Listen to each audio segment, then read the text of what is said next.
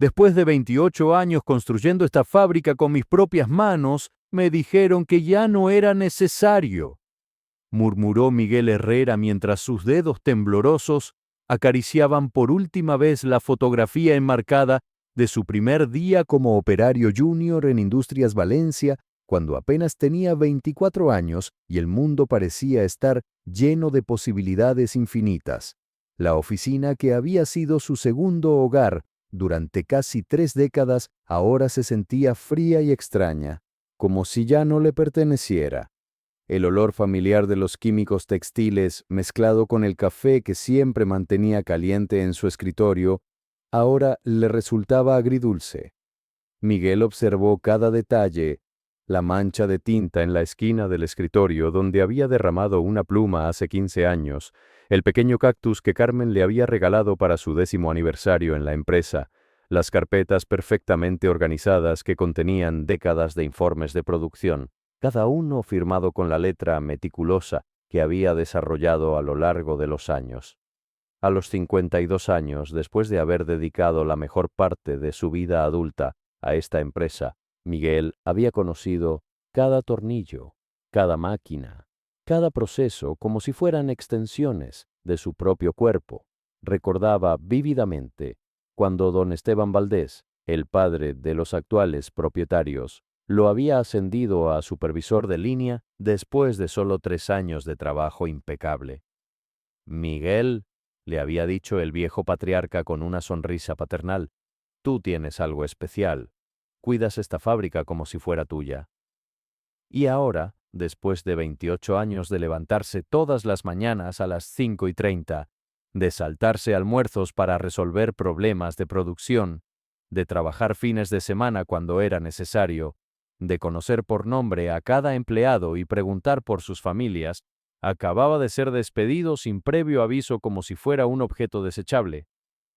Tu posición ha quedado obsoleta, Miguel, le había dicho Carlos Mendoza, el nuevo CEO que había llegado hace apenas 8 meses desde la Ciudad de México con su traje de $3,000, sus zapatos italianos brillantes y sus ideas grandilocuentes de modernización y eficiencia operacional.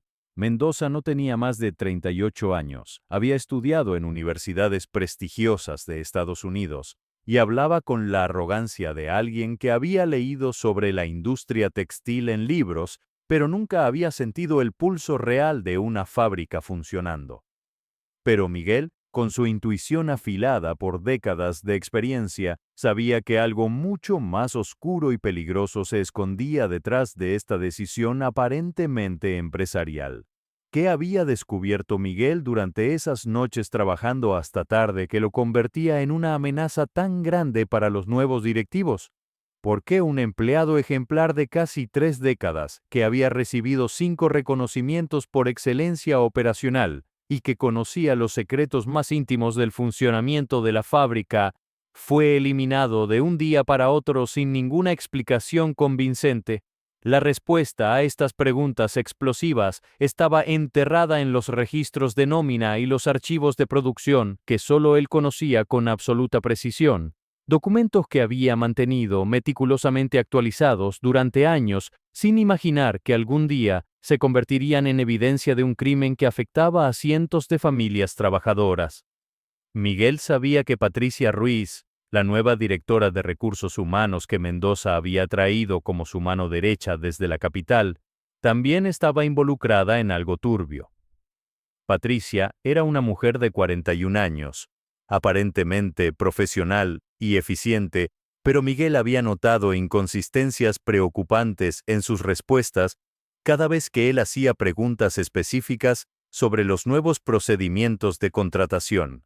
Durante sus últimos meses en la empresa, Miguel había comenzado a documentar mentalmente una serie de anomalías que no encajaban con los 28 años de operación transparente que había conocido bajo la administración de la familia Valdés. Trabajadores que aparecían y desaparecían misteriosamente, horarios de producción que no coincidían con los registros oficiales y una sensación creciente de que la fábrica que él conocía como la palma de su mano estaba siendo utilizada para algo mucho más siniestro de lo que aparentaba en la superficie. La intuición de Miguel desarrollada a través de décadas de resolver problemas complejos en el piso de producción, le gritaba que Mendoza y Ruiz no eran simplemente administradores incompetentes, sino algo mucho peor, criminales sofisticados que habían encontrado en Industrias Valencia la oportunidad perfecta para ejecutar una operación de explotación laboral a gran escala. Retrocedamos exactamente 6 meses antes del despido de Miguel, a una fría noche de marzo, cuando el director de producción había decidido quedarse trabajando hasta tarde para revisar los informes mensuales de eficiencia. Fue en esa ocasión cuando Miguel notó por primera vez algo extremadamente extraño en los turnos nocturnos que no cuadraba con sus décadas de experiencia administrando horarios de trabajo. Desde la ventana de su oficina en el segundo piso, que daba directamente al piso de producción principal, Miguel observó a un grupo de trabajadores que definitivamente no reconocía. No llevaban los uniformes oficiales de Industrias Valencia que él mismo había ayudado a diseñar 5 años atrás. No tenían las identificaciones reglamentarias que la empresa había implementado por razones de seguridad. Y lo más preocupante, no aparecían en ninguno de los registros del sistema computarizado de recursos humanos que él revisaba religiosamente cada semana. Miguel bajó al piso de producción para investigar personalmente. Los trabajadores desconocidos, aproximadamente 20 hombres y mujeres de edades variadas, trabajaban con una intensidad desesperada que le resultó familiar, pero perturbadora. Reconoció esa mirada en sus ojos. Era la misma expresión de vulnerabilidad económica extrema que él había visto en su propio padre décadas atrás, cuando la familia Herrera luchaba por sobrevivir durante la crisis económica de los años 80. Cuando Miguel intentó entablar conversación con uno de los trabajadores nocturnos, un hombre de aproximadamente 35 años, con manos callosas y ropa desgastada, el hombre lo miró con terror y simplemente murmuró: «No puedo hablar, señor. Me dijeron que no hable con nadie». Al día siguiente, Miguel decidió confrontar directamente a Patricia Ruiz en su oficina, que había sido recientemente renovada con muebles caros que contrastaban dramáticamente con el estilo sobrio y funcional que siempre había caracterizado a Industrias Valencia bajo la administración de los Valdés. «Patricia», le dijo Miguel con la franqueza directa que había desarrollado a lo largo de los años, «necesito que me expliques quiénes son esos trabajadores del turno nocturno que no aparecen en nuestros registros oficiales». Patricia, una mujer elegante con cabello perfectamente peinado y un traje que probablemente costaba más que el salario mensual de un operario promedio, respondió con la sonrisa forzada de alguien que había preparado su respuesta con anticipación. «Son contratistas temporales, Miguel, una nueva estrategia de flexibilidad laboral que estamos implementando para optimizar costos. No te preocupes por eso, está todo perfectamente legal y dentro de los parámetros que nos ha autorizado el Consejo Directivo». Pero Miguel, después de 28 años siendo meticuloso, documentando absolutamente todo, conociendo a cada empleado por su nombre y preguntando por sus familias, definitivamente sí se preocupaba por cualquier irregularidad en su fábrica. Una noche particularmente fría de octubre, después de que su esposa Carmen se había quedado dormida viendo su novela favorita, Miguel tomó la decisión que cambiaría su vida para siempre: regresar a la fábrica después de su turno regular para investigar personalmente lo que realmente estaba sucediendo en Industrias Valencia bajo la nueva administración. Utilizando las llaves que había tenido durante décadas y conociendo perfectamente cada rincón del edificio, Miguel se dirigió directamente a la oficina de archivo donde se guardaban todos los registros de nómina y documentación de recursos humanos. Durante sus 28 años en la empresa, había desarrollado una memoria fotográfica para los números y los patrones, una habilidad que había heredado de su padre, quien había sido contador en una pequeña empresa familiar. Lo que Miguel encontró en esos archivos lo dejó literalmente helado hasta los huesos. Existían 2 conjuntos de libros de contabilidad completamente diferentes y contradictorios. Los oficiales, que cualquier inspector gubernamental podría revisar, mostraban exactamente 340 empleados registrados con salarios que cumplían con las leyes laborales mexicanas y prestaciones sociales completas. Pero los registros reales, escondidos en una carpeta marcada como Proyecto Eficiencia Confidencial, revelaban la existencia de 480 trabajadores activos, lo que significaba que 140 personas estaban trabajando completamente en negro, sin ningún tipo de protección legal. Miguel, con sus manos temblando de indignación y adrenalina, comenzó a fotografiar cada documento con su teléfono personal, un Samsung Galaxy que su hijo menor le había regalado el año anterior para mantenerse comunicado con la familia. Los números no mentían y contaban una historia absolutamente devastadora. Mendoza y Ruiz estaban literalmente robando la diferencia. La empresa cobraba a sus clientes por el trabajo de 480 personas, pero oficialmente solo pagaba salarios a 340 empleados registrados. Los 140 trabajadores ilegales, que Miguel ahora entendía, eran principalmente inmigrantes centroamericanos y mexicanos en situación de vulnerabilidad económica extrema, recibían salarios miserables pagados en efectivo, trabajaban turnos de 12 horas sin descansos apropiados, no tenían seguridad social, no tenían derechos laborales y vivían bajo la constante amenaza de ser deportados o despedidos si se quejaban de las condiciones inhumanas.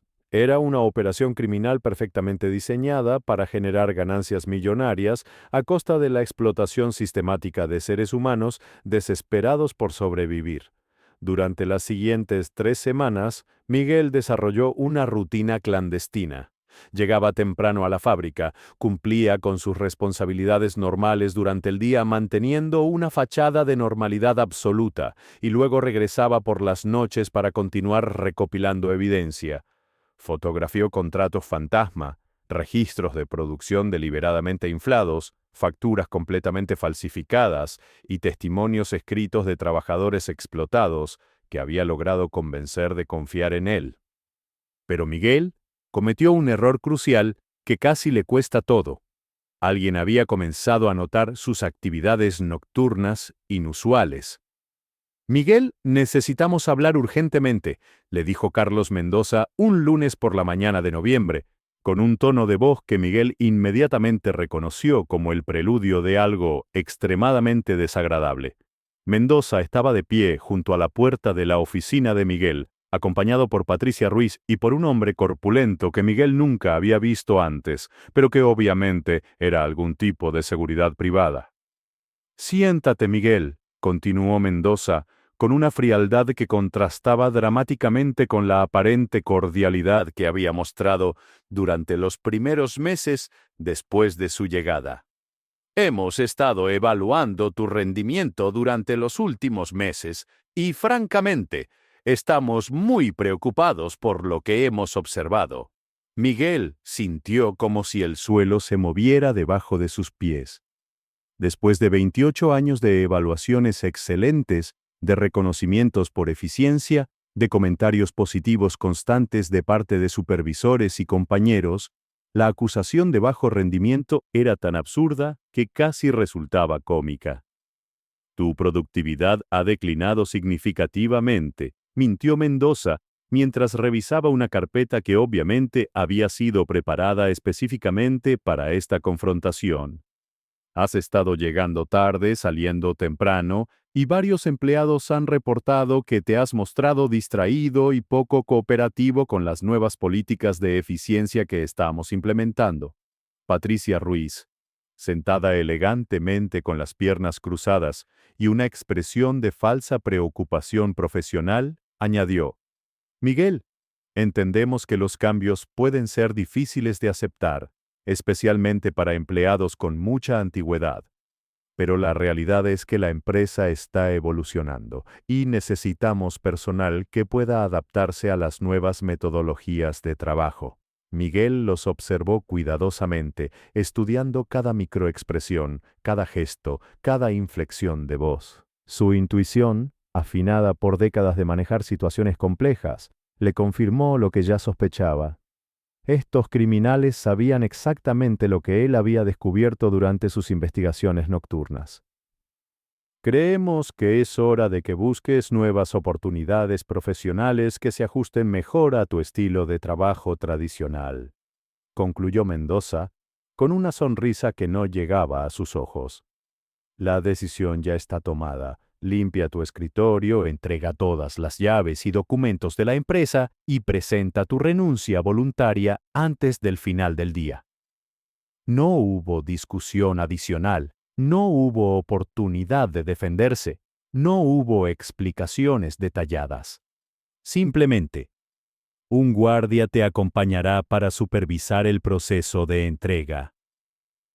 Mientras Miguel caminaba hacia su automóvil por última vez como empleado de Industrias Valencia, cargando una pequeña caja de cartón con sus pertenencias personales acumuladas durante 28 años, sintió algo que no había experimentado en décadas. Una furia fría, calculada y absolutamente determinada. No era simplemente el despido injusto lo que lo consumía. Era la comprensión devastadora de que estos criminales sofisticados estaban literalmente destruyendo vidas humanas para enriquecerse, y que él tenía tanto la evidencia como la responsabilidad moral de detenerlos. Esa noche, en su casa de la colonia americana donde había vivido durante los últimos 15 años con Carmen y había criado a sus 3 hijos, Miguel transformó su pequeño estudio personal en una especie de centro de operaciones. Carmen lo encontró a las 2 de la madrugada, sentado en el piso rodeado de documentos cuidadosamente organizados, fotografías impresas en papel fotográfico que había comprado en la farmacia del barrio y páginas llenas de notas escritas con su letra meticulosa. ¿Qué vas a hacer, Miguel? ¿Menneus? Le preguntó Carmen suavemente, conociendo a su esposo lo suficiente para entender que cuando se ponía en ese estado de concentración absoluta, estaba preparándose para algo importante. Carmen, una mujer de 49 años que había trabajado como enfermera en el hospital público durante más de 20 años, había visto suficiente injusticia en su vida profesional para entender inmediatamente la gravedad de lo que Miguel había descubierto. Lo correcto, respondió Miguel sin levantar la vista de los documentos, pero con una determinación en su voz que Carmen no había escuchado desde que él había decidido postularse para el puesto de supervisor de línea 2 décadas atrás. Al día siguiente, después de una noche en la que apenas había dormido 3 horas, Miguel tomó una decisión estratégica que Mendoza y Ruiz nunca podrían haber anticipado.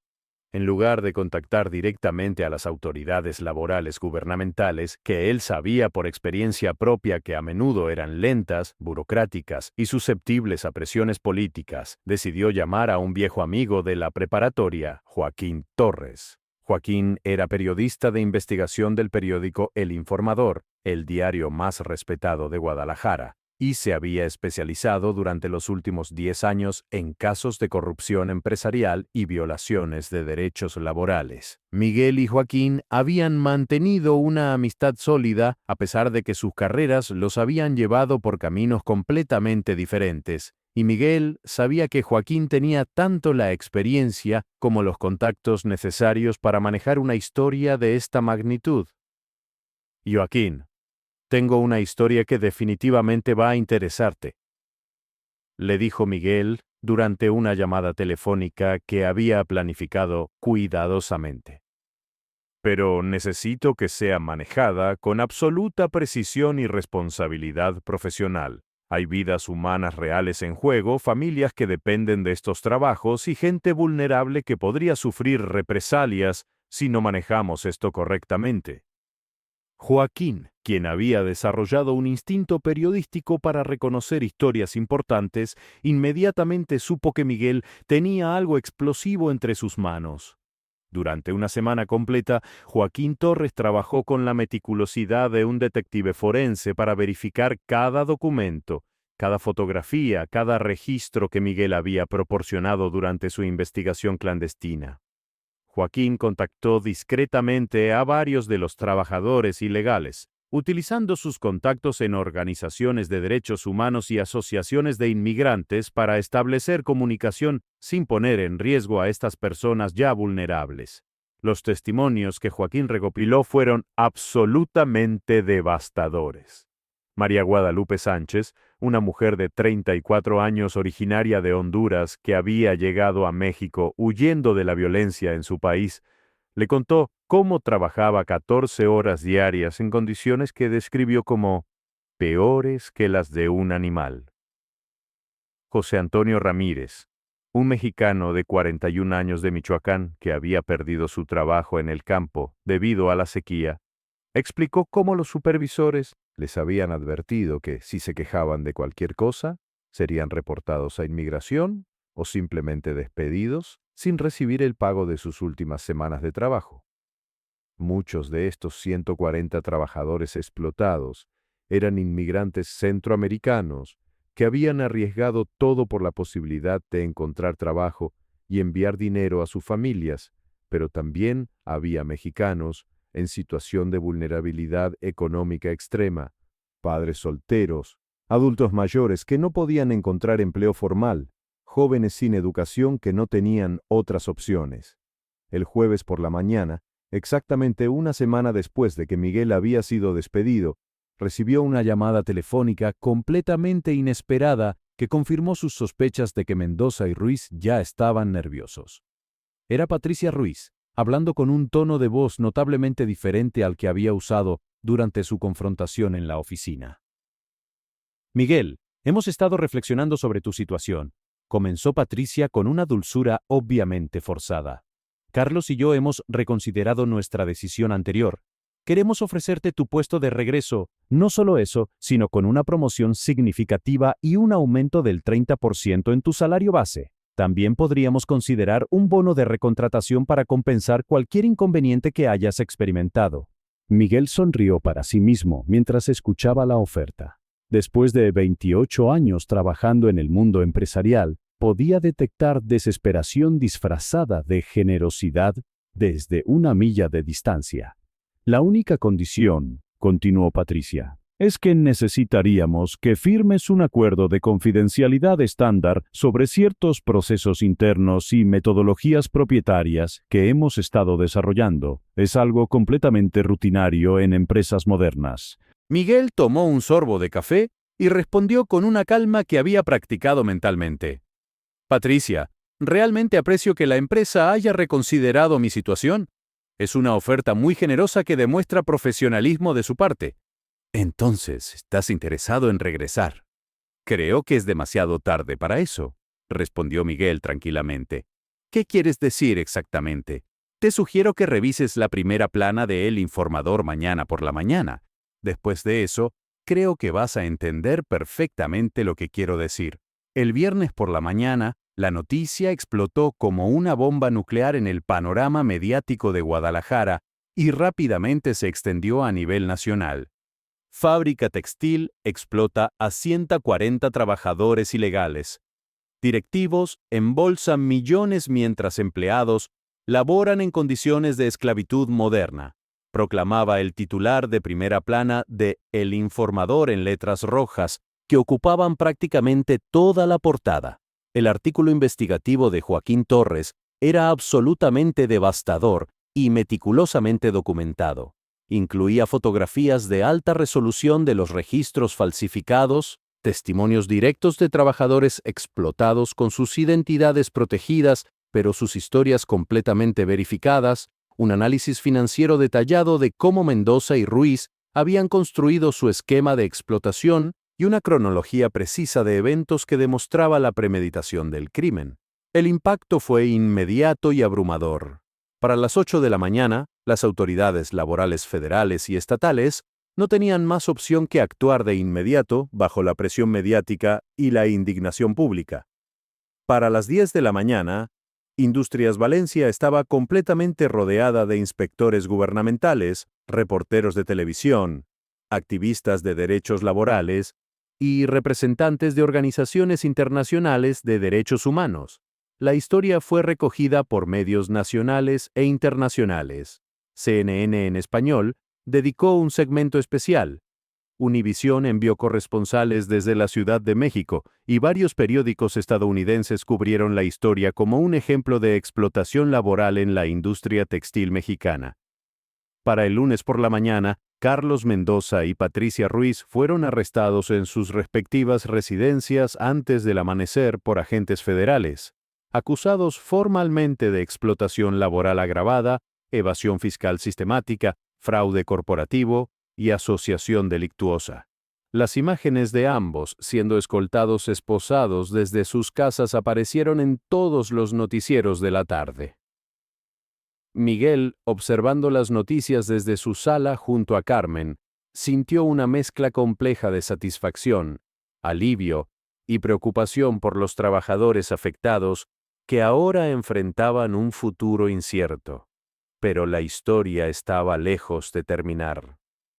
Los propietarios reales de Industrias Valencia, la familia Valdés, que habían estado residiendo en España durante los últimos 2 años supervisando la expansión de sus negocios en el mercado europeo, regresaron inmediatamente a Guadalajara en un vuelo privado para enfrentar personalmente la crisis más grande en los 45 años de historia de su empresa familiar. Eduardo Valdés, el patriarca de 67 años que había construido la empresa desde cero y que había sido mentor de Miguel durante sus primeros años como empleado, llamó personalmente a Miguel desde el aeropuerto apenas bajó del avión. «Señor Herrera», comenzó Eduardo con una voz cargada de emoción. «Lo que ha sucedido en nuestra empresa durante nuestra ausencia es absolutamente imperdonable y va contra cada valor que nuestra familia ha defendido durante décadas. Necesitamos verlo urgentemente. Su integridad y su valentía han salvado no solo a esos 140 trabajadores, sino el honor de nuestra familia». Miguel se presentó en las oficinas corporativas el miércoles por la mañana, después de haber pasado 2 días reflexionando sobre lo que realmente quería hacer con el resto de su vida profesional. La sala de juntas principal estaba llena. Eduardo Valdés y su esposa Mercedes, sus 2 hijos adultos, Roberto y Patricia, el consejo directivo completo que había volado desde España, varios abogados especializados en derecho laboral y representantes de una firma de consultoría ética empresarial. «Miguel», comenzó Eduardo con lágrimas en los ojos, «llevamos 45 años operando esta empresa con integridad absoluta, tratando a nuestros empleados como familia, cumpliendo con cada ley laboral y construyendo una reputación basada en honestidad y responsabilidad social. Lo que Mendoza y Ruiz hicieron durante nuestra ausencia es una traición imperdonable tanto a nuestros valores fundamentales como a la confianza que depositamos en ellos cuando decidimos expandir nuestras operaciones». Miguel observó los rostros alrededor de la mesa, estudiando cada expresión, cada gesto. Vio vergüenza genuina, pero también una determinación férrea de rectificar el daño causado. «Queremos ofrecerle el puesto de director general de operaciones», continuó Eduardo, «con autoridad ejecutiva completa sobre toda la operación de la fábrica, reportando directamente al Consejo Directivo Familiar. Implementaremos sistemas de transparencia que harán imposible que algo así vuelva a suceder jamás». Miguel estudió la propuesta durante varios minutos de silencio tenso. Finalmente, habló. «Acepto la oferta, pero tengo condiciones muy específicas que son innegociables». 6 meses después de aquel viernes que cambió todo, Miguel caminaba por el piso de la fábrica completamente renovada, con un sentimiento de satisfacción profunda que no había experimentado en años. Los 140 trabajadores que habían estado laborando en condiciones ilegales ahora tenían contratos formales con todos los beneficios de ley, seguridad social completa, salarios dignos que superaban los mínimos legales y acceso a programas de capacitación para desarrollar nuevas habilidades técnicas. La transformación había sido extraordinaria, pero no había sido fácil.